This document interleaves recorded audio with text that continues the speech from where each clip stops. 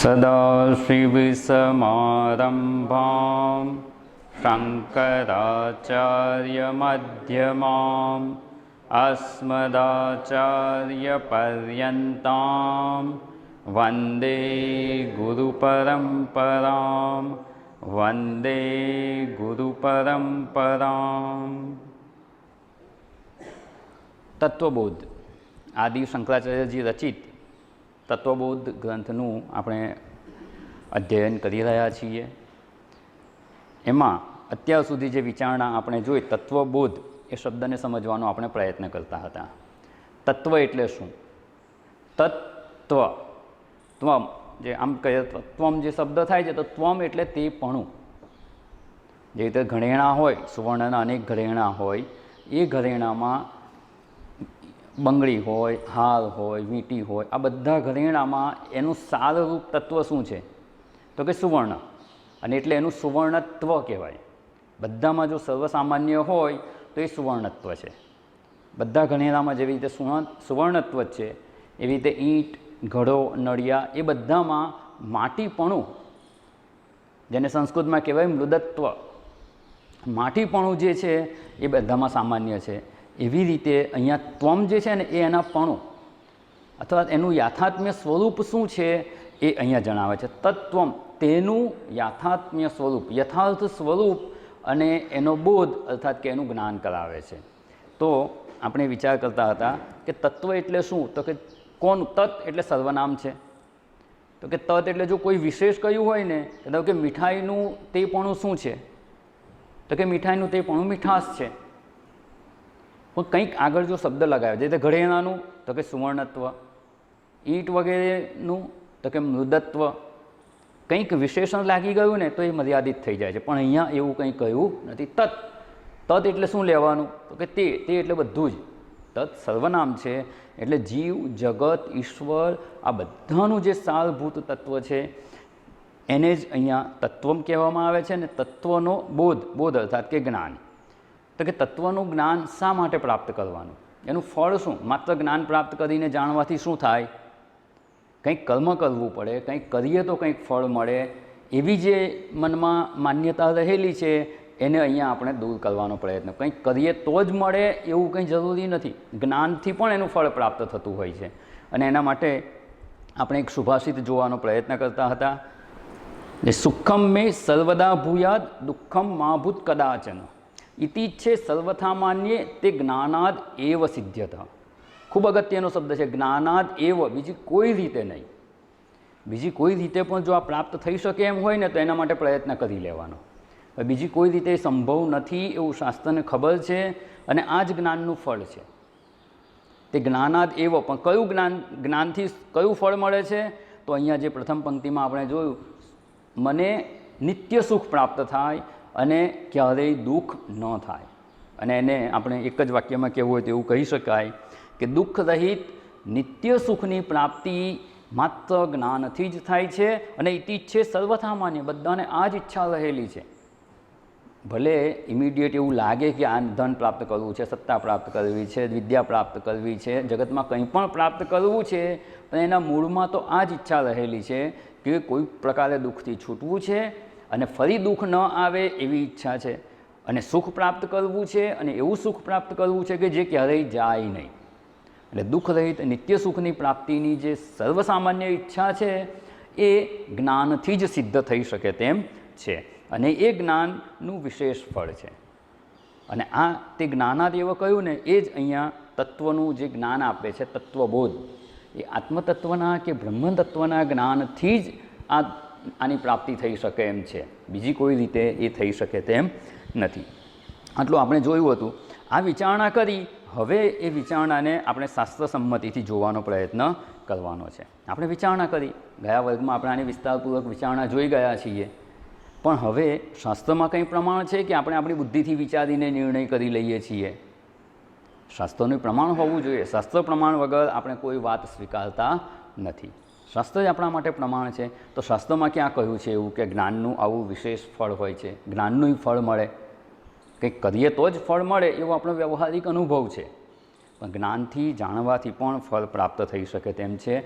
મહાભારતના શાંતિ પર્વમાં 207-17માં 207નો અધ્યાય અને 17માં એક સરસ વાત જણાવે છે. આપણે એને જોવાનો પ્રયત્ન કરીએ. ખૂબ સરસ શ્લોક છે અને એ જ વસ્તુ શંકરાચાર્યજીએ ભગવદ્ ગીતાના 13મા અધ્યાયના બીજા શ્લોકના ભાષ્યમાં જણાવી છે. ક્ષેત્ર અને ક્ષેત્રજ્ઞોનું જ્યાં જ્ઞાન પ્રદાન કરવામાં આવે છે ત્યાં શંકરાચાર્યજી આ શ્લોકનો ઉલ્લેખ કરેલો છે. સલ્પાન કુશાગ્રાણી તથોદપાનમ જ્ઞાત્વા મનુષ્યા પરિવર્જયંતી અજ્ઞાનતસ્તત્ર પતંતિ કેચિદ જ્ઞાને ફલમ પશ્ય તથા વિશિષ્ટમ. ખૂબ સરસ આ શ્લોક છે. જ્ઞાને ફલમ તસ્ય, એનું જે જ્ઞાન છે ને, જ્ઞાને ફલમ પશ્ય તથા વિશિષ્ટમ, વિશેષ ફળ જ્ઞાનનું જોવામાં આવે છે. ક્યાં જોવામાં આવે છે એના દ્રષ્ટાંત આપે છે. સલ્પાન કુશાગ્રાણી, સલ્પ બહુ વચન છે એટલે સલ્પાન, જ્યાં સલ્પ હોય, બહુ બધા સાપ હોય, કોઈક એવા જંગલમાંથી કે એવા પ્રદેશમાંથી પસાર થવાનું હોય, અજાણ્યો પ્રદેશ હોય, એક ગામથી બીજે ગામ પહેલાંના જમાનામાં ચાલીને જતા હતા, જો એવા કોઈક સ્થાનેથી પસાર થવાનું હોય કે જ્યાં અનેક ઝેરી જીવજંતુઓ હોય. બીજું કહે છે કુશાગ્રાણી. કુશ એટલે એકદમ અણીવાળું જે ઘાસ હોય છે જેને કુશ કહેવામાં આવે. જો વાગે ને તો લીટો પડી જાય, કાપો પડી જાય, લોહી નીકળે, એવું અગ્રભાગ એનો હોય છે. એટલે કુશનો અગ્રભાગ જેટલો તીક્ષ્ણ હોય છે ને એવું અહીંયા કહે છે, કુશનો અગ્રભાગ જેવો. એટલે એનો કાંટા માટે આ શબ્દ વપરાય છે. જે અણીદાર કાંટા હોય ને, બાવરના કાંટા કે બીજા કોઈ પણ એવા કાંટા હોય જેનો અગ્રભાગ આપણને ઈજા પહોંચાડી શકે, એના માટે કુશાગ્ર શબ્દ વપરાય છે. એટલે કુશાગ્રાની જ્યાં ખૂબ કાંટા હોય. તથોદપાનમ તથા ઉદપાનમ, જ્યાંથી આપણે પાણીનું પાન કરી શકીએ, જે અર્થાત કે કૂવો કે તળાવ જેમાં પાણીનો સંગ્રહ થાય છે ને એ પાણીનો આપણે ઉપયોગ કરી શકીએ, અને ઉદપાનમ શબ્દ તરીકે કહેવાય છે.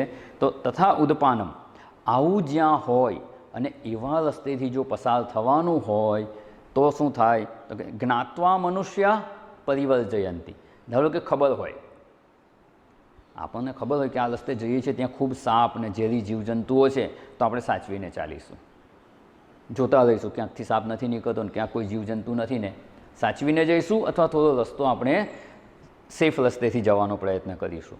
ખબર હોય કે અહીંયા આગળ કાંટા છે, ઝાડી ઝાંખરા છે, લોહી લુહાણ થઈ જવા એવું છે, તો આપણે એને બચાવી અને થોડા બીજે રસ્તેથી જવાનો પ્રયત્ન કરીશું. પણ ખબર નહીં હોય તો ઝાડીમાં ઘૂસી જઈશું. એવી જ રીતે આ કૂવો, આવા જંગલમાં અવાવરું કૂવા હોય કે તળાવ હોય, ઉપર કેટલી લીલ બાજી ગઈ હોય તોય ખબર ના પડે. કૂવાની ઉપર એક ઝાડની ડાળીઓ પડી હોય ને એની ઉપર પાંદડા પડે ને આપણને ખબર જ ના પડે કે કૂવો છે, અને ચાલતા ચાલતા જો અંદર પડી ગયા તો ત્યાં બચાવનારે કોઈ ના હોય, મૃત્યુ સુધીનું દુઃખ આવી શકે છે. પણ જો આ ખબર હોય ને તો આપણે ત્યાંથી બચીને ચાલીએ. જ્ઞાત્વા મનુષ્યા, મનુષ્ય એને જાણીને પરિવર્જયંતી, એનાથી દૂર રહી શકે છે, બચી શકે છે. અજ્ઞાનતઃ, અજ્ઞાનને લીધે જો ખબર ના હોય તો જતા હોય ને ખબર ના હોય કે અહીંયા કૂવો છે, પણ રસ્તા જેવું, રસ્તા પર પાંદડા એટલા બધા પડેલા હોય જંગલમાં, ત્યાં કોઈ સાફ કરવા ના જતું હોય, વર્ષોથી બધું પડેલું હોય, એટલે રસ્તો હોય એવું જ કૂવાની ઉપર એટલું બધું પડેલું હોય ને તો ખબર જ ના પડે કે કૂવો છે અને અંદર પડી જાય. ખબર ના હોય ઝાણી ઝાંખરા છે અને એ કાંટામાં પડી જવાય, અને ખબર ના હોય તો ઝેરી જીવજંતુ પણ આપણને કરડી જાય. અજ્ઞાનતઃ તત્વ પતંતી કેચિત, કેટલાક લોકો જેને આ ખબર ના હોય ને એ લોકો આમાં પડે છે અને દુઃખી થાય છે. જ્ઞાને ફલમ પશ્ય, જ્ઞાનનું ફળ જુઓ, તથા વિશિષ્ટમ, આવું વિશેષ માત્ર જાણી લીધું ને કે અહીંયા કૂવો છે એટલે એમાં પડશો નહીં તમે. ખબર ના હોય તો પડી જવાય. એટલે આ બધા દુઃખોથી માણસ કેવી રીતે બચી જાય છે? જો ચાલવાનો પુરુષાર્થ તો એક સરખો છે, તમે કૂવાની ઉપરથી ચાલીને જવાનો પ્રયત્ન કરો અથવા સાઈડ પરથી જવાનો પ્રયત્ન કરો, ચાલવાનો પુરુષાર્થ એટલો જ છે. પણ તમે જાણો છો તો એ દુઃખથી તમે બચી જાઓ છો. એટલે જ્ઞાને ફલમ વિશિષ્ટમ પશ્ય, આ જ્ઞાનનું વિશેષ ફળ છે, અને એ જ્ઞાન નથી એ લોકો એમાં પડી અને દુઃખી થાય છે. બસ એવી જ રીતે આપણને વ્યવહારમાં પણ શું દુઃખી કરનાર છે અને શું સુખી કરનાર છે. જો ખબર હોય કે આ દુઃખી કરનાર છે તો આપણે એનાથી બચી જઈએ, પણ ખબર જ ના હોય તો એનાથી દુઃખી થતા હોઈએ છીએ. એટલે એનું જ્ઞાન માત્ર પ્રાપ્ત થઈ જાય કે આ વસ્તુ આવી છે, દુઃખ પ્રદાન કરનાર છે, તો એનાથી આપણે બચી જઈએ. ધારો કે રસોડામાં બહાર પ્લેટફોર્મ જેવું હોય ને ત્યાં આગળ એક તપેલી મૂકેલી છે, હવે જઈને તમે તપેલીને ઉચકવા ગયા અને શું થયું? દજી ગયા. કેવી રીતે દજી ગયા? અજ્ઞાનતઃ, ખબર નહોતી કે મહારાજે હમણાં જ પાણી ઉકાળીને તપેલી મૂકી છે. મૂકીને મહારાજ ગયા અને આપણે જઈને એને પકડી લીધી. શું થયું? આ કેમ થયું? અજ્ઞાનાત. ધારો કે એટલી ખબર પડી કે મહારાજ હમણાં ગયા છે, તો મહારાજ રસ્તામાં તમને ક્રોસ થયા અને કહે કે પેલી તપેલીમાં પાણી ઉકાળીને મૂકેલું છે, તો શું કરીશું? જ્ઞાત્વા. એ દુઃખથી આપણે બચી શકીએ. એટલે વ્યવહારમાં જેવી રીતે આ સામાન્ય ઉદાહરણમાં પણ આપણને સ્પષ્ટ જણાય છે કે આ ફળ શેનું છે? દાજવાથી બચી ગયા એ શેનું ફળ છે? તો કે જ્ઞાત્વા, જ્ઞાનનું ફળ છે. જ્ઞાનસ્ય વિશેષ ફલમ પશ્ય. જ્ઞાનનું વિશેષ ફળ આપણને વ્યવહારમાં પણ જણાય છે. અને એવું ને એવું જગતનું સ્વરૂપ જો આપણે ન જાણતા હોઈએ તો જગતમાં દુઃખી થઈએ છીએ. અને જગતનું સ્વરૂપ જાણી જઈએ અને એનાથી ઉપરામ થઈ જગતમાં સુખ બુદ્ધિથી મુક્ત થઈ અને આત્મ સ્વરૂપનું કે બ્રહ્મતત્વનું જ્ઞાન પ્રાપ્ત કરવાનો જો પ્રયત્ન કરીએ તો તે જ્ઞાનાદ એવ દુઃખરહિત નિત્ય સુખની પ્રાપ્તિની ઈચ્છા પૂરી થઈ શકે તેમ છે અને એવા સુખી થઈ શકાય તેમ છે. ખબર ના હોય ને તો ઘણીવાર પેલું આપણે જે એક દ્રષ્ટાંત જોયું હતું ગઈ વખતે કે ખિસ્સામાં જ ઘરની ચાવી હોય, બલ્બ ખરીદી કરવા ગયા, ચાવી મૂકી દીધી ખિસ્સામાં અને બજારમાં ખરીદી કરીને આવ્યા. 2 કલાક સુધી ખરીદી થઈ, 5-10 જગ્યાએ જવાનું હતું, જઈને આવ્યા અને પછી આવીને જોઈએ છે તો ખિસ્સામાં કે પર્સમાં ચાવી દેખાતી નથી. હવે ક્યાંક ભૂલી ગયા એવું લાગે. બજારમાં ફરી આંટો મારવા જઈએ, બધી દુકાને ફરીને આવીએ, ક્યાંક ચાવી મળી છે, ક્યાંક ચાવી મારી રહી ગઈ છે, પૂછીને આવીએ પણ ક્યાંય ચાવી મળતી નથી. તો આ બધી પ્રવૃત્તિ થઈ, 2 કલાક આપણે ટેન્શનમાં રહ્યા, દુઃખી થયા અને પછી ચાવી મળી નહીં અને ઘરે આવીને ઓટલા પર જેવા બેસવા ગયા તો ખબર પડી કે પાછલા ખિસ્સામાં મુકાઈ ગઈ છે ચાવી મળી ગઈ. હવે આ 2 કલાક બજારમાં ફરીથી ગયા, 2 કલાક ટેન્શનમાં રહ્યા, ચાવી ખોવાઈ ગઈ. આ જે દુઃખી થયા, શેને લીધે દુઃખી થયા? ચાવી ખિસ્સામાં છે એ જાણતા નથી એટલે જ. જો જાણી લીધું તો દુઃખથી મુક્ત થઈ ગયા, તરત ચાવી મળી ગઈ. એટલે વ્યવહારમાં એવા કેટલાય દ્રષ્ટાંતો જોવા મળે છે કે જાણતા ન હોઈએ ને તો દુઃખી થવાય. હમણાં એક સરસ વાત સાંભળી હતી. એક ફેમિલી કંઈ પ્રવાસે જતા હતા, આખા ઘરના બધા જ હતા, દાદાએ હતા, એના દીકરાએ હતા અને પૌત્ર પણ હતા. પછી છોકરાઓ એમ થઈ ગયા એટલે છોકરો ગાડી ચલાવતો હતો અને લાંબે જવાનું હતું.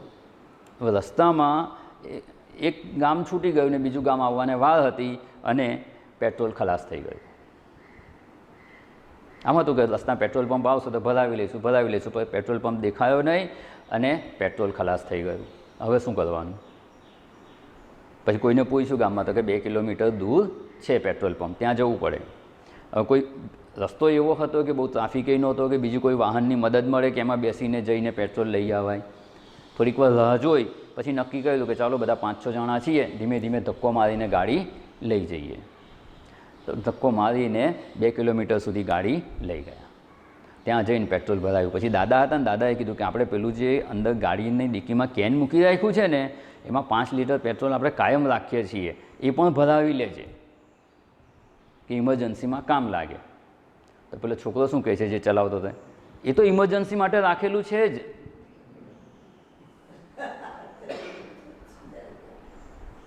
પછી હવે દાદાને ગુસ્સો આવે કે નહીં કે એમાં ઇમરજન્સી માટેનું રાખેલું પેટ્રોલ જો ગાડીની ડિક્કીમાં હતું જ તો એ વાપરવું જોઈએ ને. તો કે ના, એ તો ઇમરજન્સી માટે રાખ્યું છે. એને એકલાને જ ખબર હતી, બીજા કોઈને ખબર નહોતી. તો બધાએ 2 કિલોમીટર સુધી ગાડીને ધક્કો માર્યો. એ દુઃખ થયું એ શેને લીધે થયું? બીજા કોઈને ખબર જ નહોતી કે એમાં 5 લીટર પેટ્રોલ પડેલું જ છે. ધારો કે ખબર હોત તો આ દુઃખથી બચી ગયા હોત. એ જ્ઞાનનો વિશેષ. ખાલી એટલું ખબર જ હોત દાદાને કે ગાડીમાં જે ઇમરજન્સી માટે રાખેલું છે ને એ તો કેરબામાં છે જ 5 લીટર, તો તરત એને કહ્યું હોત કે એ નાખી દે. પણ એમને ખબર નહોતી એટલે અજ્ઞાનતઃ, અજ્ઞાનને લીધે જ આ દુઃખ સહન કરવું પડે છે. એવી જ રીતે આત્મતત્વનું જ્ઞાન ન હોય ત્યારે જ સંસારના દુઃખોથી દુઃખી થવાની સ્થિતિ પ્રાપ્ત થતી હોય છે. એટલે અહીંયા આ તત્વબોધ જે ગ્રંથની રચના કરે છે શંકરાચાર્યજી અને જ્યાં જે તત્વનું જ્ઞાન પ્રદાન કરવામાં આવે છે એ જ્ઞાન માત્રથી આપણે નિત્ય સુખની પ્રાપ્તિ કરી શકીએ તેમ છીએ. હવે આ જે બોધ છે એમાં આપણે શાસ્ત્ર પ્રમાણ જોયું કે જ્ઞાનથી જ આપણને ફળ પ્રાપ્ત થઈ શકે એમ છે, કંઈક કરીએ અને ફળ મળે એવું જ કંઈ દર વખતે જરૂરી હોતું નથી. એટલે એ જોયું. હવે જે બીજો પહેલો શબ્દ છે તત્વ, તત્વની આપણે વિચારણા કરી જોઈ. બધાનું જે સારભૂત તત્વ છે એની જ અહીંયા વાત છે, એ જ આત્મતત્વ છે. પણ તત્વનો એવો અર્થ આપણે કેવી રીતે કરીએ? શું સંસ્કૃત શબ્દોનો અર્થ આવડી ગયો, એનો અર્થ ગોઠવીને આપણે તત્વ એટલે બ્રહ્મતત્વ કે આત્મતત્વ એવો જ લઈએ, કે બીજું કંઈ પણ સંભવ છે? એમાંય કંઈ શાસ્ત્ર પ્રમાણ છે? શાસ્ત્ર પ્રમાણ હોય કે ના, તત્વ શબ્દ એ આત્મતત્વ માટે જ વપરાયો છે કે બ્રહ્મતત્વ માટે જ વપરાયો છે, એવું કેવી રીતે કહી શકાય? તત્ શબ્દ એના માટે જ વપરાયો છે ને તત્વમ એટલે બ્રહ્મનું યથાર્થ સ્વરૂપ એવું ક્યાં કહેવાયું છે? તો કે એના માટે ભગવદ્ ગીતામાં 2 અધ્યાયનો 16મો શ્લોક છે. શ્લોક ખૂબ પ્રચલિત છે. ના સતો વિદ્યતે ભાવ ના ભાવો વિદ્યતે સતઃ ઉભયોરપી દ્રષ્ટોંતઃ તું અનયો તત્વદર્શિભિ. ખૂબ સરસ શ્લોક છે. અત્યારે એ શ્લોકની બધી વિચારણા નથી કરવાની. આપણે આમાં જે તત્વદર્શી શબ્દ આવે છે ને, તત્વને જાણનારા, તો શંકરાચાર્યજીએ અહીંયા આગળ આ શ્લોકના ભાષ્યમાં તત્વ શબ્દોનો શું અર્થ કરવાનો એ વિચારણા જણાવી છે. એ આપણે જોવાનો પ્રયત્ન કર. અસતઃ ભાવ ન વિદ્યતે, ના ન અસતઃ વિદ્યતે ભાવ. જે અસત છે ને એનો ક્યારેય ભાવ હોતો નથી. સતઃ અભાવ ન વિદ્યતે, સતનો ક્યારેય અભાવ થતો નથી. સત એટલે નિત્ય રહેવાવાળું, અસત એટલે ક્યારેય હોતું નથી. આ 2 વસ્તુ થઈ. જે સતનો ક્યારેય અભાવ નથી હોતો, જે અસત છે કે અનસ્તિત્વ છે એનું ક્યારેય અસ્તિત્વ હોતું નથી. આ 2 વસ્તુ થઈ. ઉભયોહો, આ બંને વસ્તુનો નિર્ણય કરેલો છે. ઉભયોહો દ્રષ્ટ અંતઃ, આનો નિર્ણય કે નિશ્ચય કરેલો છે. કોણે કરેલો છે? અનયોહો ઉભયોહો, આ બંનેનો દ્વિવચન છે કે સતનો ક્યારેય અભાવ નથી હોતો, અસતનો ક્યારેય ભાવ નથી હોતો. એનો તત્વદર્શીઓએ નિર્ણય કરેલો છે, નિશ્ચય કરેલો છે. ત્યાં તત્વદર્શી શબ્દ વપરાયો એટલે શંકરાચાર્યજીએ ત્યાં વ્યાખ્યા કરે છે. કેવું? એ તત્વનું દર્શન કરનારા એટલે કોણ? કયા તત્વનું દર્શન કરનારા? તત્વની ત્યાં વ્યાખ્યા કરે છે. અહીંયા જે કહ્યું ને અનયોહો ઉભયોહો, ઉભયોહો એટલે શું? ઘણીવાર સંસ્કૃત ના આવડતું હોય અથવા થોડું ઘણું શીખેલા હોય ને, એ ગુજરાતી સાથે મિક્સ કરીને અર્થ કરી નાખતા હોય છે. ઉભયોહો એટલે ઊભા ઊભા બંને. ઘણા નવા છોકરાઓ હોય, કહીએ ને ઉભયો એટલે ઊભા ઊભા એનો નિર્ણય કરી લીધો. એવું એક પેલું મધુરાષ્ટકમ છે. સંસ્કૃતનું પૂરું જ્ઞાન ના હોય, શબ્દો ના જાણતા હોય, તો મધુરાષ્ટકમ જે કૃષ્ણ ભગવાનની સ્તુતિ છે, એમની મધુરતાનું વર્ણન છે, એમાં ભગવાનનું બધું મધુર છે. અધરમ મધુરમ, વદનમ મધુરમ, નયનમ મધુરમ, હસિતમ મધુરમ, હૃદયમ મધુરમ, ગમનમ મધુરમ, બધું જ મધુર છે. એમની પ્રત્યેક ક્રિયા, શરીરની પ્રત્યેક સ્થિતિ બધું જ મધુર છે. અને પછી કે મધુરાધિપતિ રખિલમ મધુરમ, મધુરતાના અધિપતિ છે. તો એનો એટલે નવા પાઠશાળામાં છોકરા ભણવા જતા હોય ને એને આ શીખવાડે, પછી કે અર્થ કરો ચાલો, એટલે લખે ભગવાનનું અધરમ મધુર, હોઠ મધુર છે, એમનું મુખ મધુર છે, એમનું નયન મધુર છે, બધું મધુર છે. મધુરાધિપતે રખિલમ મધુરમ. તો અખિલમમાં પેલો અવગ્રહ આવી જાય ને, એટલે ખિલમ શબ્દ જ વંચાય. એટલે કે ભગવાનના મોઢા પર થયેલા ખીલ પણ મધુર છે. મધુરાધિપતે રખિલમ મધુરમ, બધું મધુર છે તો ખીલ પણ પોતાને થયા હોય ને એટલે એમ તો ભગવાન નહીં થયા, એટલે ભગવાનના ખીલ પણ મધુર છે. એવું અહીંયા ઉભયો હોય એટલે ઊભા ઊભા એવો અર્થ નથી. ઉભયોહો એટલે બંનેનો. સંસ્કૃતમાં અનયોહો ઉભયોહો અંતઃદ્રષ્ટ, એ જોયો છે એમણે, અંત નિશ્ચય કરેલો છે. કોણે? તો કે તત્વદર્શીઓએ. તો તત્વદર્શીઓમાં અહીંયા તત્વ એ શબ્દને શંકરાચાર્યજી ખૂબ સરસ રીતે અહીંયા સમજાવે છે. તત્ ઇતિ સર્વનામ, એ સર્વનામ છે. તે એટલે શું? કેમેરાનું ટ્રાયપોડ એ હોઈ શકે, ખુરશી હોઈ શકે, કોઈ વ્યક્તિ હોઈ શકે, મકાન, ટેબલ, કબાટ, કંઈ પણ હોઈ શકે, અને સંપૂર્ણ સૃષ્ટિ પણ હોઈ શકે. એ તદ ઇતિ સર્વનામ. તો સર્વરૂપે કોણ છે? તો કે સર્વમ ચ બ્રહ્મ, સર્વરૂપે બ્રહ્મ જ થયેલું છે.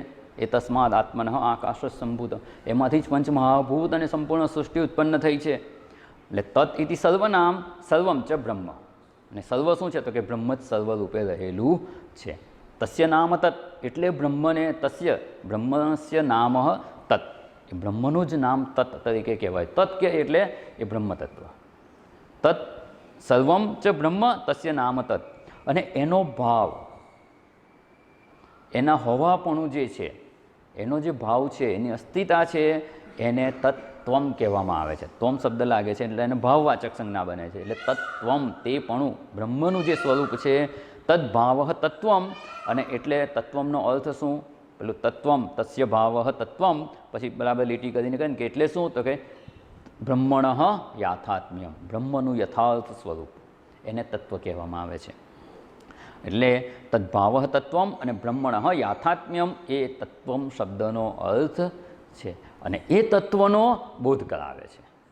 આપણે તત્વબોધ શબ્દને પહેલાં સારી રીતે સમજી લઈએ તો એના અધ્યયનમાં આપણને જિજ્ઞાસા ઉત્પન્ન થશે, એમાં આપણને રસ ઉત્પન્ન થશે કે અહીંયા એવું જ્ઞાન પ્રદાન કરવાના છે કે જેનાથી આપણે બધા દુઃખોથી કાયમ માટે મુક્ત થઈ શકીએ અને નિત્ય સુખની પ્રાપ્તિ થાય, એવો બ્રહ્મના યાથાત્મ્યનો બોધ કરાવવામાં આવશે. એટલે અહીંયા અને બીજું આ જ વસ્તુ ભગવદ્ ગીતાના 18મા અધ્યાયમાં પણ ભગવાન જણાવે છે. તત્ શબ્દ કોના માટે છે? તો કે ઓમ તત્સદિતિ નિર્દેશ બ્રહ્મણસ ત્રિવિધ સ્મૃત. બ્રહ્મનો નિર્દેશ 3 પ્રકારે થાય છે. 3 શબ્દ વપરાય છે, ઓમ, તત્ અને સત.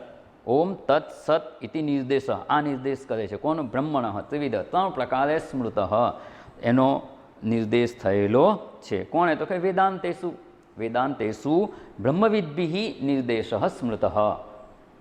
વેદાંતમાં, ઉપનિષદમાં જ્યાં આત્મતત્વનું કે બ્રહ્મતત્વનું જ્ઞાન પ્રદાન કરવામાં આવે છે, ત્યાં બ્રહ્મતત્વનો નિર્દેશ કેવી રીતે કરેલો જોવામાં આવે છે? તો કે 3 પ્રકારે થયેલો જણાય છે.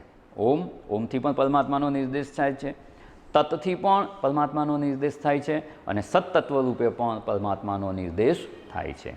એટલે ત્યાં પણ તત્ શબ્દ પરમાત્મા માટે છે અને તત્વમ એની ભાવવાચક સંજ્ઞા બને છે.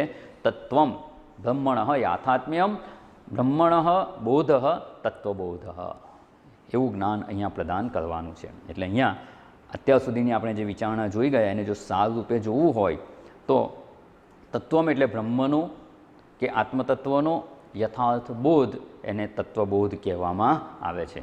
અને હવે જે આ ગ્રંથમાં આપણે પ્રવેશ કરવાનો છે એમાં ખૂબ સરળ શબ્દો છે, નાના નાના વાક્યોમાં ઉપદેશ આપવામાં આવે છે. શ્લોક કહીએ ને તો એક જ શ્લોક છે, જે મંગલાચરણનો શ્લોક છે. આપણે પ્રારંભમાં આપણે એ શ્લોકનું ગાન કર્યું, એ મંગલાચરણનો છે, એક જ શ્લોક છે, બાકી બધું પદ્ય છે. અને નાના નાના નાના વાક્યોમાં ખૂબ સરસ ઉપદેશ આપવામાં આવેલો છે. અને જો સાથે સાથે જ્યારે જે અધ્યયન કરીએ ને એ એક એક વાક્ય, નાના નાના વાક્યો જો મોઢે કરતા જઈશું ને તો આપણું અધ્યયન પૂરું થઈ જશે ને ત્યાં સુધીમાં આખો ગ્રંથ મોઢે થઈ ગયો હશે. આપણે કંઈ કોઈને બતાવવા માટે કે મને મોઢે થઈ ગયો છે એટલા માટે નથી કરવાનું મોઢે, પણ મોઢે હશે ને તો તમે હાલતા ચાલતા ગમે ત્યારે ક્યાંય તમે નદી કિનારે જઈને બેઠા હો અને એમ થાય કે હું જે અધ્યયન કરી ગયો અને મારે વિચાર કરવો છે, તો વિચાર કરવા માટે કંઈક તો સામગ્રી જોઈશે ને. એના માટે જો તમને મોઢે હશે, હૃદયસ્થ થયેલા હશે ને આ ગ્રંથના શબ્દો, તો તમે એના પર વિચાર કરી શકશો કે આમાં આત્મતત્વની વ્યાખ્યા કરી, પંચકોશનો વિવેક કરવામાં આવશે, અવસ્થાત્રયનો વિચાર કરવામાં આવશે. તે તમને શબ્દો ખબર હશે તો એના પરથી આપણે વિચારણા કરી શકીશું. એટલા માટે પણ એને મોઢે કરવાનો પ્રયત્ન કરવાનો. અને આમાં જે આખી કહીને વેદાંત શાસ્ત્રમાં જે પદ્ધતિએ ઉપદેશ આપવામાં આવે છે ને એનું આખું કંઈ સિલેબસ આપેલો છે. બધી જ વિચારણા આમાં કરેલી છે ટૂંકમાં અને સરળ શબ્દોમાં. પછી એવું લાગે કે આ વધારે અધ્યયન કરવા જેવું છે તો બીજા વિશેષ ગ્રંથો છે એનું અધ્યયન કરવાનું, પણ અહીંયા એક આપણને આખો સિલેબસ આપી દીધો છે. એકદમ અજ્ઞાની માણસ હોય જેને શાસ્ત્ર વિશે કંઈ ખબર નથી, પહેલી જ વાર જે અધ્યયન કરવા બેસે છે ને એને પણ આ ગ્રંથમાં સરળતાથી પ્રવેશ થઈ શકે તેમ છે. એવી સુંદર વિચારણા પ્રારંભ કરે છે અને બધી જ વિચારણા કરી એટલે જે શરૂઆત કરે છે ને એના માટે આ વિહંગાવલોકન છે.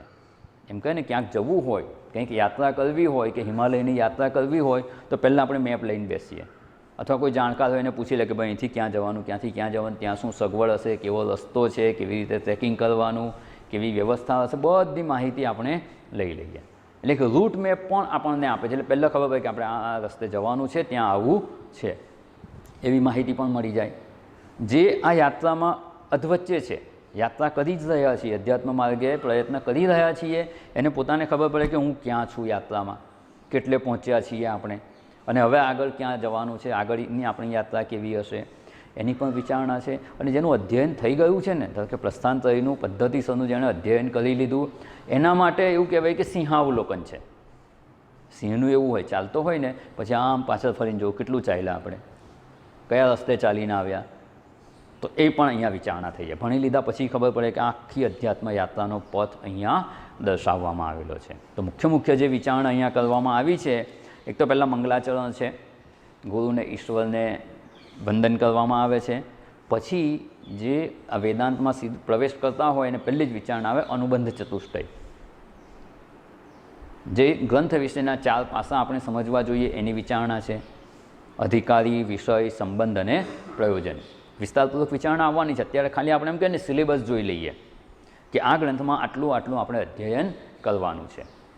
તો અહીંયા મંગલાચરણ છે, પછી અનુબંધ ચતુષ્ટય છે, પછી એમાં જે અધિકારી છે તો અધિકારીનું નિરૂપણ છે કે અધિકારી કેવો હોવો જોઈએ.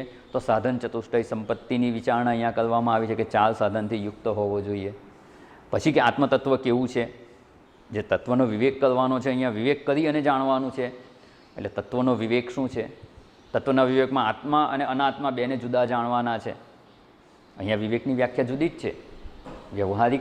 વ્યવહારમાં જ્યારે વિવેક શબ્દ વાપરીએ ત્યારે વ્યવહારિક અર્થ હોય છે.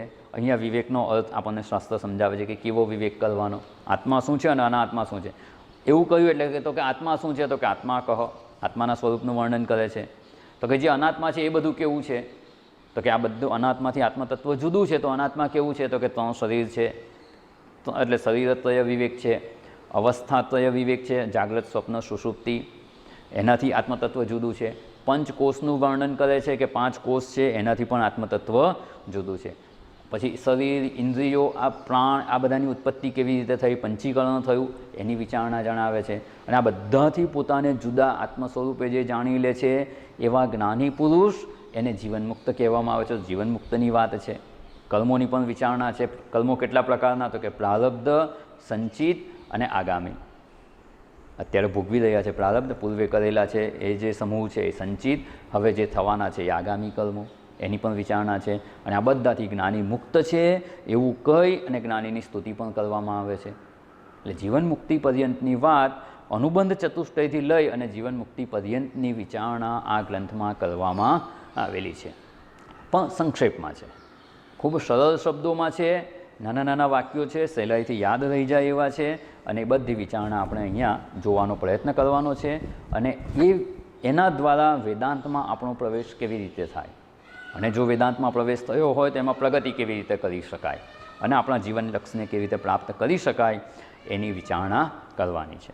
એટલે આટલું જોયા બાદ હવે અહીંયા જે મેં કહ્યું ને નાના શબ્દો દ્વારા ઉપદેશ આપવામાં આવેલો છે, એટલે એની સરળ વ્યાખ્યા કરવામાં આવી છે. વિવેક એટલે શું, તો વિવેકની વ્યાખ્યા જણાવવામાં આવે છે.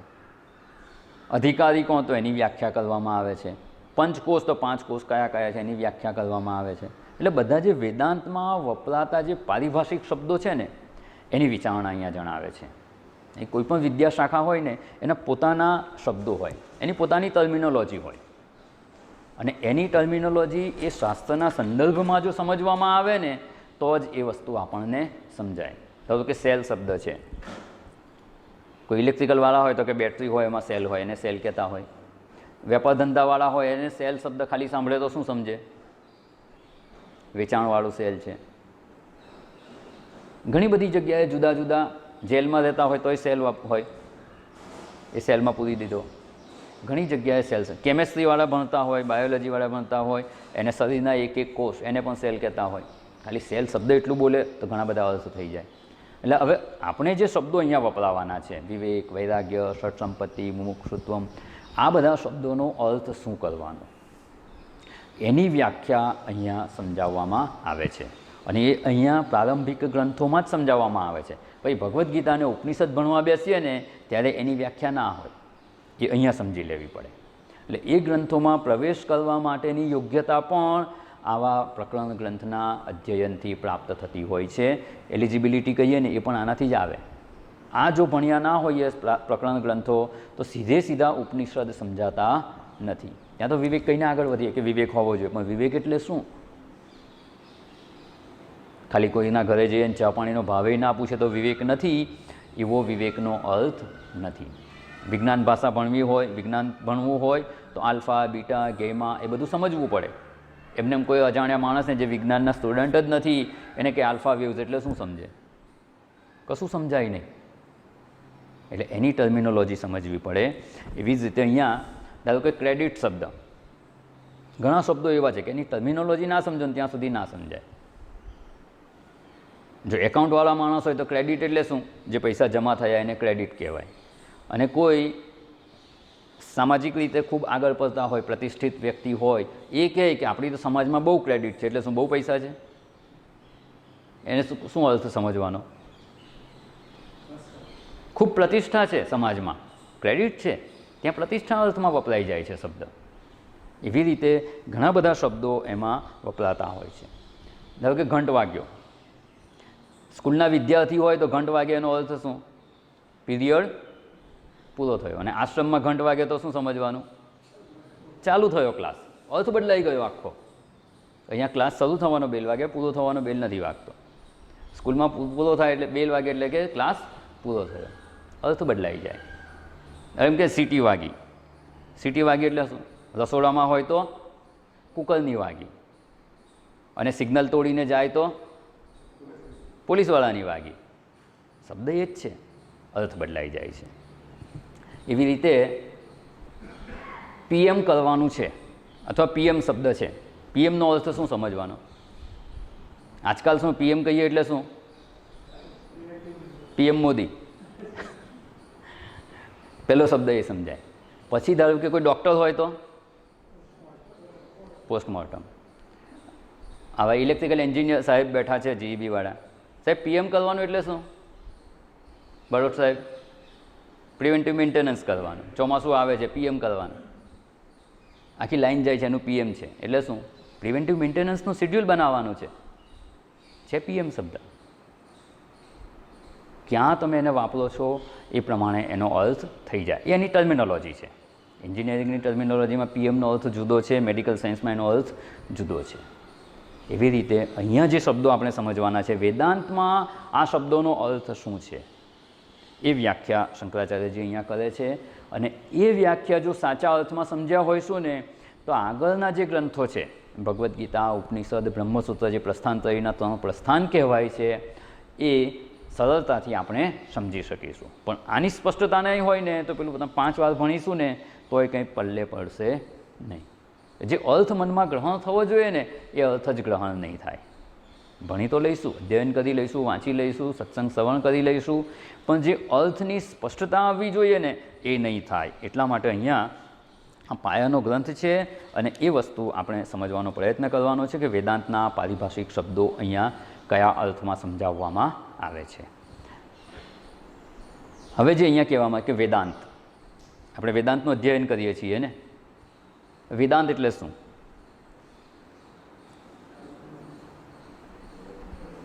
વેદાંત સાંભળીએ છીએ, વેદાંતનું અધ્યયન કરીએ છીએ. વેદાંત એટલે શું? કોને વેદાંત કહેવાય? જ્ઞાનનો ઉપદેશ આપવામાં આવે, જ્ઞાનનો અંતિમ ઉપદેશ. પછી જ્ઞાનનો નિષ્કર્ષ. એ અર્થ કેવી રીતે કર્યો? વેદાંત એટલે જ્ઞાનનો નિષ્કર્ષ કેવી રીતે અર્થ નીકળે છે?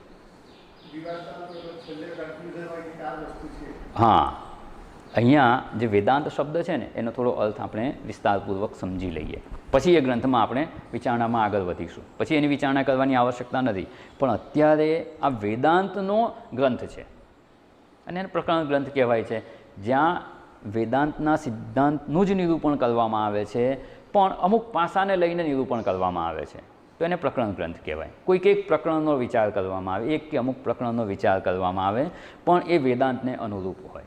હવે અહીંયા છે આપણે જોયું કે પરિભાષાની વિચારણા કરી છે, પારિભાષિક શબ્દોની વિશેષ રૂપે સમજૂતી આપવામાં આવી છે, એટલે એને પ્રકરણ ગ્રંથ કહેવાય. પણ વેદાંતનો ગ્રંથ છે, એ તો વિજ્ઞાનનો ગ્રંથ હોય, કેમેસ્ટ્રીનો ગ્રંથ હોય, કોઈ પણ વિદ્યાશાખાનો ગ્રંથ હોઈ શકે. આ વેદાંત વિદ્યાનો ગ્રંથ છે. તો વેદાંત એટલે શું એના શબ્દને સમજવાનો પ્રયત્ન કરીએ કે જેથી આપણે જે અધ્યયન કરવાના છીએ ને એ કયો વિષય છે સમજાઈ જશે. શબ્દ કેવી રીતે બને છે? વેદસ્ય અંતઃ વેદાંત. વેદનો અંત એટલે વેદાંત. અને બીજી પણ વ્યાખ્યા છે, વેદસ્ય અંતભાગે સ્થિત વેદાંત. વેદોમાં પહેલાં પૂર્વ વિભાગ છે, જે કર્મકાંડ વિભાગ છે, જ્યાં કર્મોની વિચારણા કરવામાં આવી છે કે આ કર્મો કરીશું તો આ ફળ મળશે, આ ફળ જોઈતું હોય તો આ કર્મ કરો. જ્ઞાત સાધન અને અજ્ઞાત સાધ્ય, જ્ઞાત સાધ્ય અજ્ઞાત સાધન અને અજ્ઞાત સાધ્ય અને અજ્ઞાત સાધન, આ ત્રણ પ્રકારનો એનો આપણે પછી વિષય આવશે ત્યારે વિચારણા કરીશું. બધા જ પ્રકારના કર્મોને, જેમાં આપણને કર્મ ખબર છે કે આ કરીએ કયું ફળ મળશે ખબર નથી, તો એનું વર્ણન છે કે આ કર્મ કરશો તો આ ફળ મળશે. આપણે આ ફળ જોઈએ છે, કયું કર્મ કરવાનું ખબર નથી, તો અજ્ઞાત સાધ્ય, એના માટે જ્ઞાત સાધ્ય આ ફળ જોઈએ છે તો એના માટે કયું સાધન છે એ પણ શાસ્ત્ર નિર્દેશ કરે છે. કેટલાક એવા છે કર્મો કે જે સાધન પણ અજ્ઞાત છે અને સાધ્ય પણ અજ્ઞાત છે. એ શાસ્ત્રથી જ ખબર પડે કે આવું ફળ હોઈ શકે. સ્વતંત્ર બુદ્ધિથી સ્વર્ગની કલ્પના ના થઈ શકે, ક્યાંક તો સાંભળ્યું હશે તો જ સ્વર્ગ છે એવી કલ્પના થાય. તો સ્વર્ગ છે સાધ્યની વાત કરી અને એના માટે કયું કર્મ કરવાનું એની પણ વિચારણા શાસ્ત્ર જણાવે છે. એટલે અજ્ઞાત સાધ્ય અજ્ઞાત સાધન બંનેની વિચારણા છે. જે વ્યક્તિને આપણા સાહિત્યનો બિલકુલ પરિચય જ નથી, એવા કોઈક સ્થાનમાં રહે છે દુનિયાના કોઈક છેડે, એને સ્વર્ગ શું એવી કલ્પના જ ના આવે, પોતાની બુદ્ધિથી ના આવી શકે. ક્યાંક શ્રવણ કરેલું હોય, વાંચ્યું હોય તો જ એ કલ્પના આવી શકે. એટલે શાસ્ત્ર જ એ સાધ્યનો નિર્દેશ કરે છે અને એ જ સાધનનો પણ નિર્દેશ કરે છે. આ બધી વિચારણા વેદના પૂર્વ ભાગમાં કે પ્રારંભના ભાગમાં વિચારણા આવી ગઈ. વેદનો મોટો ભાગ આ જ વિચારણા કરાવે છે. કર્મ અને ઉપાસના વિભાગ જે છે, કર્મકાંડ યજ્ઞ યાગાદી, આની વિચારણા કરવામાં આવે છે. અને અંત ભાગમાં જે પછી આ બધાથી ઉપરામ થઈ ગયા છે, જે આપણે પૂર્વે જોઈ ગયા ને, ધર્મ અર્થ અને કામ, આ ત્રણ પુરુષાર્થની મર્યાદા જાણી અને એનાથી ઉપરામ થયા છે, એવા લોકો માટે વેદના અંત ભાગમાં ઉપનિષદોનું વર્ણન છે. ઉપનિષદો તે વેદના અંત ભાગમાં આવેલા છે. એટલે વેદસ્ય અંતભાગે સ્થિત વેદાંત, એ વ્યાખ્યા બરાબર છે, એ પણ સમજાય છે. પણ આ વેદસ્ય અંતઃને એને થોડોક સમજવો પડે. અંત એટલે શું? અંત એટલે છેડો સામાન્ય રીતે.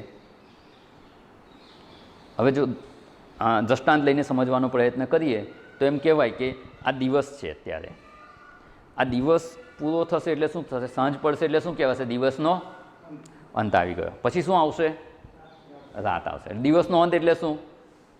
રાત. રાતનો અંત થશે એટલે શું આવશે? દિવસ આવશે. એટલે દિવસનો અંત એટલે રાત, રાતનો અંત એટલે દિવસ. એવી રીતે આપણે ભૂમિ પર ચાલી રહ્યા છીએ, ચાલતા ચાલતા ચાલતા આપણે ચાલતા જોડો ક્યાં પહોંચશો? ચાલી ચાલીને ક્યાંક જશો ને, ક્યાંક તો જમીનનો છેડો આવશે ને ત્યાં શું હશે? સમુદ્ર હશે.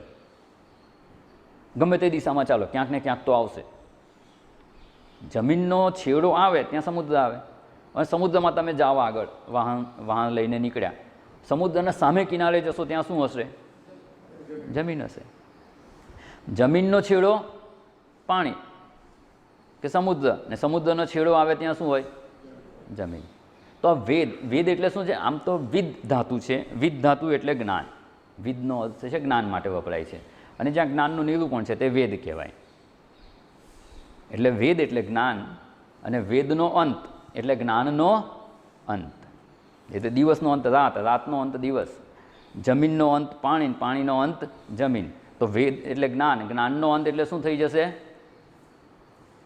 જ્ઞાન પૂરું થઈ ગયું એટલે અજ્ઞાન આવી ગયું. અજ્ઞાનનો અંત એટલે જ્ઞાનનો અંત એટલે દ્રષ્ટાંત પ્રમાણે તો એવું જ ને. એ નિષ્કર્ષ કયા નિષ્કર્ષ પર આપણે પહોંચીએ છીએ? જ્ઞાનનો અંત એટલે શું? જમીનનો અંત એટલે શું? હવે જમીન રહી નથી.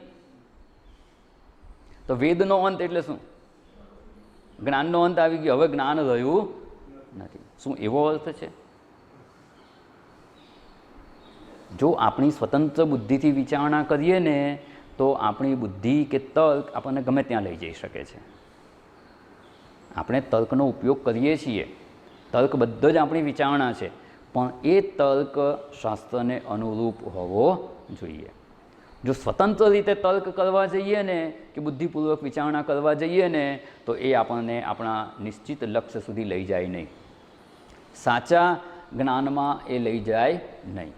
એટલે અહીંયા આપણે અંત શબ્દોનો અર્થ વિચારવો પડે. જે આપણી બુદ્ધિથી વિચારીએ છીએ એ પ્રમાણે તો આ જ અર્થ થાય, પણ વાસ્તવમાં અંત શબ્દનો કંઈક વિશેષ અર્થ છે. અને એ અંત શબ્દનો અર્થ છે નિશ્ચય.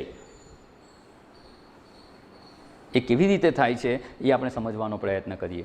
કંઈક ચર્ચા વિચારણા ચાલતી હતી, જેવું કિરીટભાઈએ કહ્યું કે જે કંઈ વિચારણા કરતા હતા પછી છેલ્લે એમ થાય કે ચાલો હવે આનો અંત લાવો. એટલે શું? બહુ થયું, 2 કલાકથી જ વિચારણા કરી, બધાના જુદા જુદા ઓપિનિયન છે, પણ કંઈક તો નિશ્ચય પણ આવો, આ ચર્ચાનો અંત લાવો. અંત એટલે નિશ્ચય કે નિર્ણય. ચાલો હવે એનો અંત આવી ગયો કહેતા હોય છે ને, આ રીતે વપરાય છે શબ્દ. તો એનો અંત એટલે એનો નિશ્ચય કે નિર્ણય. પણ એ પણ આપણે શાસ્ત્ર દ્વારા જ સમજવાનો પ્રયત્ન કરવાનો છે. જે બીજા અધ્યાયનો 16મો શ્લોક જોયો ને, જે તત્વદર્શી ભીહી કહ્યું, એમાં તત્વ શબ્દનો અર્થ જોયો, એ જ શ્લોકમાં અંત શબ્દ પણ છે. ના સતો વિદ્યતે ભાવો ના ભાવો વિદ્યતે સતઃ ઉભયોરપી દ્રષ્ટ અંતઃ અનયો તત્વદર્શીભી. તત્વદર્શીઓ વડે આ બંનેનો, સતનો ક્યારેય અભાવ નથી થતો અને અસતનો ક્યારેય ભાવ નથી હોતો. આ બંને વાતનો અંત એટલે નિશ્ચય એ લોકોએ જોયો છે. દ્રષ્ટ અંતઃ, દ્રષ્ટ એટલે જોયો છે. જોયો છે એટલે આંખથી નથી જોયો, બુદ્ધિપૂર્વક નિશ્ચય કરીને એ અંતને એમણે પ્રાપ્ત કરેલો છે, નિશ્ચય એમણે પ્રાપ્ત કરેલો છે. એટલે દ્રષ્ટનો અર્થ છે ઉપલબ્ધ, એમણે પ્રાપ્ત કરી લીધી છે એ જ્ઞાન. શું જ્ઞાન પ્રાપ્ત કર્યું? તો કે એ નિશ્ચય એમણે પ્રાપ્ત કરે. સત છે એ સત જ છે, અસત છે તે અસત જ છે. અસતનો ક્યારેય ભાવ નથી હોતો અને સતનો ક્યારેય અભાવ થતો નથી. આ નિશ્ચય એમણે શાસ્ત્ર દ્વારા અનુભવ્યો છે, ઉપલબ્ધ કર્યો છે, પ્રાપ્ત કરેલો છે. એટલે દ્રષ્ટ અંતઃ અંતઃ નિર્ણય, આ ભાષ્યના શબ્દો છે. શંકરાચાર્યજી આ શ્લોકના આ શબ્દોની વ્યાખ્યામાં લખે છે, દ્રષ્ટ એટલે ઉપલબ્ધ, અંતઃ નિર્ણય એટલે નિર્ણય કરેલો છે. તો અહીંયા વેદાંત એટલે શું? તો કે વેદ, આટલા વિશાળ વેદો છે, બધા જ પ્રકારનું એમાં વર્ણન છે. મનુષ્ય માત્રની બુદ્ધિ જે કંઈ વિચારી શકે, મન જે કંઈ ઈચ્છા કરી શકે ને, એ બધાનું નિરૂપણ, એ બધાનો ઉપાય, જે કંઈ સમસ્યા છે એનું સમાધાન છે, અને જે કંઈ ઈચ્છા કરે ઈચ્છાપૂર્તિનો ઉપાય વેદમાં જણાવવામાં આવેલો છે. તો આટલું વિશાળ જે જ્ઞાન રાશિ છે, એ વેદનું ખરેખર તાત્પર્ય શું છે? 2 કલાકની વિચારણા થઈ, એનો અંત શું, નિર્ણય શું? તો કે બસ આ કામ કરવાનું છે. એક જ વાક્યમાં થઈ ગયો ને નિર્ણય, અંત તો એક જ વાક્યમાં થઈ જાય. વિચારણા 2 કલાક ચાલી. તો વેદ જ્યારે આટલો બધો ઉપદેશ આપે છે, કર્મકાંડનો ઉપદેશ આપે છે, ઉપાસનાનો ઉપદેશ આપે છે, ભક્તિનો ઉપદેશ છે, યજ્ઞયાગનો ઉપદેશ છે, બધી જ વિચારણા કરી, બધો જ ઉપદેશ આપી દીધો, પણ ખરેખર શું યજ્ઞ કરાવવા એ શાસ્ત્રનું તાત્પર્ય છે? શું નિત્ય નૈમિત્તિક કર્મો કરાવવા એ એનું તાત્પર્ય છે? કર્મોમાં પ્રાયશ્ચિત કર્મો કરવા જોઈએ, જો કંઈક ભૂલ થઈ ગઈ હોય તો, અધર્મનું આચરણ થઈ ગયું હોય તો શું પ્રાયશ્ચિત કર્મો કરાવવા એ વેદનું તાત્પર્ય છે? અમુક યજ્ઞો કરો તો શું યજ્ઞ કરતા રહેવું એ યજ્ઞનું તાત્પર્ય છે? શ્રૌત સ્માર્ત કર્મોનું નિરૂપણ છે તો શું એ વેદનું તાત્પર્ય છે? વેદનું ખરેખર તાત્પર્ય છે શું? જ્યારે એવી જિજ્ઞાસા થાય ને, અને એનો ઉકેલ જ્યાં જણાવે છે ને, એને વેદાંત કહેવામાં આવે છે. કે વાસ્તવમાં શાસ્ત્રને કે વેદને તો આ જ કહેવું છે, પેલું બધું તો એ જ્ઞાન સમજાય, એવી પરિપક્વતા પ્રાપ્ત થાય એના માટે ઉપદેશ છે. એ તાત્પર્ય નથી આ કર્મ કરશે તો આ ફળ મળશે, એ વેદનું તાત્પર્ય નથી. પણ એ કર્મો કરીને અંતઃકરણ શુદ્ધિ થાય, નિષ્કામ કર્મ કરે, પોતાના કર્તવ્ય કર્મોનું આચરણ કરે, અને એ કરતાં કરતાં ચિત્તશુદ્ધિ થાય અને શુદ્ધ ચિત્ત થઈ અને આત્મતત્વનું જ્ઞાન પ્રાપ્ત કરી શકે, એના માટે એ બધી વિચારણા ત્યાં જણાવવામાં આવેલી હોય છે. એટલે અહીંયા વેદનું ખરેખર તાત્પર્ય શું છે એનો નિશ્ચય થવો જોઈએ, અને એ જ્ઞાન જ્યાં જણાવવામાં આવે છે એને વેદાંત કહેવામાં આવે છે. એટલે વેદસ્ય અંતઃ વેદાંતઃ, એટલે વેદસ્ય અંતઃ નિશ્ચય નિર્ણય કે તાત્પર્ય એ વેદાંત છે. આખો વેદ ના ભણો તોય ચાલે, વેદાંત ભણી લો તો તાત્પર્ય તમારું ગ્રહણ થઈ ગયું. એટલે અહીંયા આ વેદનો જે અંત છે, એમાં વેદમાં જે બધી વાતો કરવામાં આવી છે, બધી શેના માટે કહેવામાં આવી છે એની વિચારણા આપણે જોવાની છે. અને એક શ્લોકમાં શંકરાચાર્યજી ખૂબ સરસ જણાવે, આ વેદનું આખું તાત્પર્ય આ એક શ્લોકમાં જણાવી દીધું. ઘણી વાર સાંભળ્યો હશે શ્લોક. શ્લોકાર્ધેન પ્રવક્ષ્યામિ યદુક્તમ ગ્રંથકોટિભિઃ બ્રહ્મ સત્યમ જગત મિથ્યા જીવો બ્રહ્મૈવ નાપલઃ.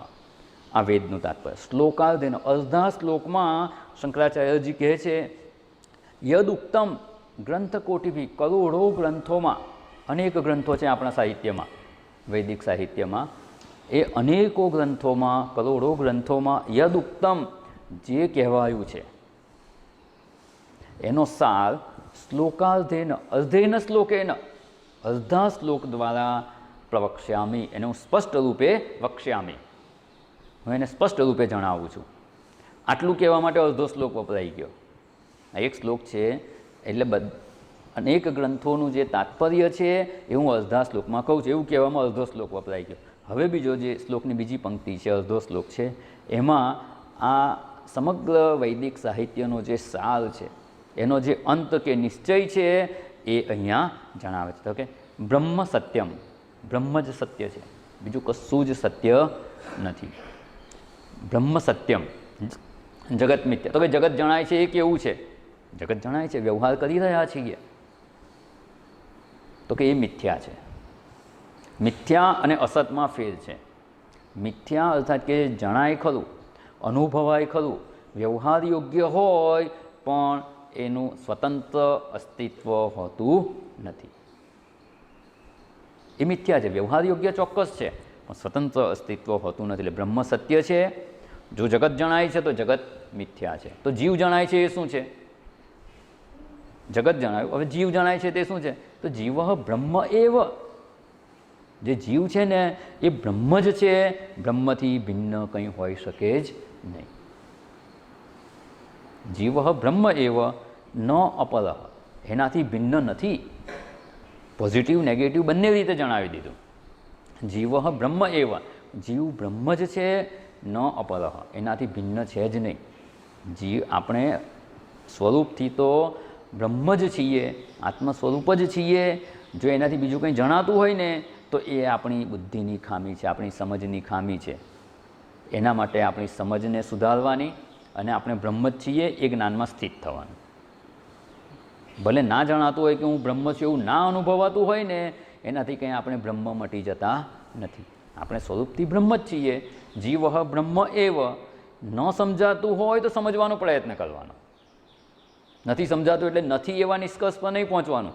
નથી સમજાતું તો સમજવાનો પ્રયત્ન કરવાનો. ન અપર એટલે બંને રીતે લેવાય. જીવ બ્રહ્મ એવ, જીવ ન અપર, જીવ એનાથી ભિન્ન નથી. અથવા જીવ બ્રહ્મ, જીવ બ્રહ્મ જ છે. ત્રણ વસ્તુ થઈ ગઈ. બ્રહ્મ સત્યમ, જગત મિથ્યા, જીવ બ્રહ્મ એવ ન અપર, બીજું કંઈ છે જ નહીં. બ્રહ્મ સિવાય બીજું કંઈ છે જ નહીં. ન અપર, અપર એટલે અન્ય, બીજું કંઈ છે જ નહીં. બ્રહ્મ જ જગત રૂપે જણાઈ રહ્યું છે, કારણ કે જગત મિથ્યા છે. મિથ્યા છે, સર્પ મિથ્યા છે, તો દોરી જ સર્પ રૂપે જણાઈ રહી છે. જ્યારે સર્પને જોઈએ છીએ ને, એટલે આછા ઉજાસમાં જ્યારે દોરીમાં સર્પ જણાતો હોય એ સર્પની વાત છે. સાચો સર્પ હોય એની વાત નથી. એટલે રજ્જુ સર્પ કહેવાય, રજ્જુમાં જણાતો સર્પ.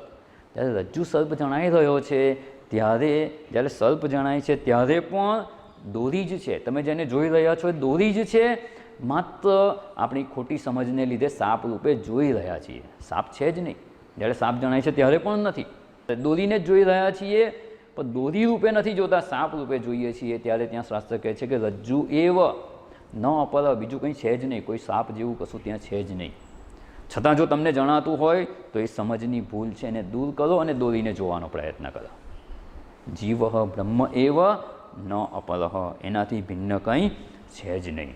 જેને આપણે સંસારી જીવ માની રહ્યા છીએ, હું સંસારી છું, કરતા છું, ભોગતા છું, કર્મો કરું છું, કર્મોનું ફળ મારે ભોગવવાનું, આ જન્મે ના ભોગવાય રહે તો પુનર્જન્મ થાય, જન્મ મરણનું ચક્ર જે ચાલતું રહે છે, પોતાને સંસારી માનીએ છીએ.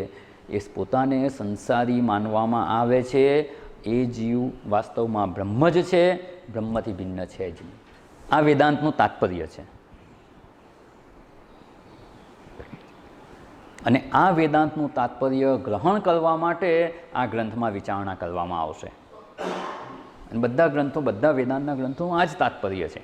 પણ બધા આપણે અધ્યયન કરી શકીએ, ઉચ્ચ ગ્રંથોનું પણ અધ્યયન કરીને સમજી શકીએ. એના માટે એને અનુરૂપ જે પરિભાષા કે શબ્દો સમજવાના છે ને, એની વિચારણા અહીંયા કરવામાં આવવાની છે. એટલે અહીંયા આ ગ્રંથમાં પ્રવેશ વિચારણા આપણે જોઈ. તત્વનો બોધ એટલે શું, તત્વ એટલે શું, એની પણ વિસ્તારપૂર્વક આપણે વિચારણા કરી જોઈ. અને શાસ્ત્રનું પ્રમાણ લઈને પણ વિચારણા. બોધ એટલે જ્ઞાન, જ્ઞાનનું વિશેષ ફળ હોય છે. વ્યવહારિક દૃષ્ટાંત પણ જોયા. અને શાસ્ત્રનું પ્રમાણ પણ જોયું. અને આ વેદાંતનો ગ્રંથ છે, તો વેદાંત એટલે શું એની પણ આપણે વિચારણા જોઈ. અને હવે આપણે ગ્રંથમાં પ્રવેશ કરવાનો છે, અને એમાં જે પહેલો જ શ્લોક છે મંગલાચરણનો શ્લોક, એના ઉપર આપણે વિચારણા કરવાની છે. અને મંગલાચરણ એટલે શું ને બધું આપણે આજે સમય થઈ ગયો છે, કાલે પુનઃ મળીશું ત્યારે આપણે મંગલાચરણથી આ ગ્રંથનો પ્રારંભ કરીશું. ઓમ પૂર્ણમદ પૂર્ણમિદં પૂર્ણાત પૂર્ણમુદચ્યતે પૂર્ણસ્ય પૂર્ણમાદાય પૂર્ણમેવાવશિષ્યતે. ઓમ શાંતિ શાંતિ શાંતિ. હરિ ઓમ. શ્રી ગુરુભ્યો નમઃ. હરિ ઓમ.